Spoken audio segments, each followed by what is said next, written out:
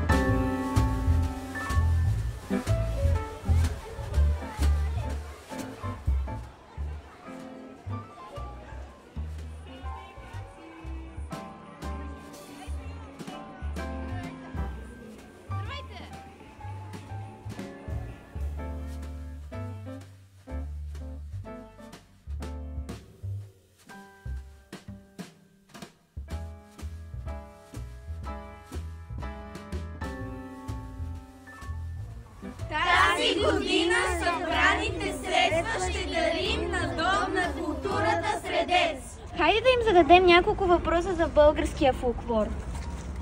Здравейте, добре дошли в 20-то основно училище Тодор Викторов. Искам само да ви попитам, от колко време се занимавате с народни танци? От около 6-7 години. Искам да ви попитам, какво е усещането да сте на сцена?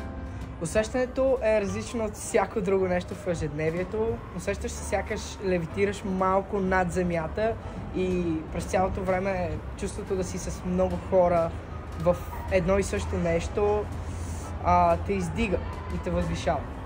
Благодаря ви. Аз съм пети клас и изучавам за българския фолклор по литература. Може ли да ни разкажете малко повече за народните носии? Нашите носии са на 50 години, като ансамбъл е на 87 вече. Като всяка една част от тях е изработена на ръка и шевиците репрезентират всяка област. Като имаме различните области варират като цветове и като шевици. Имаме шопската носия, която нося днес. Имаме добруджански, които при жените са много ярки, светли цветове и топли цветове. При мъжете са с набрани ръкави и са много минималистични.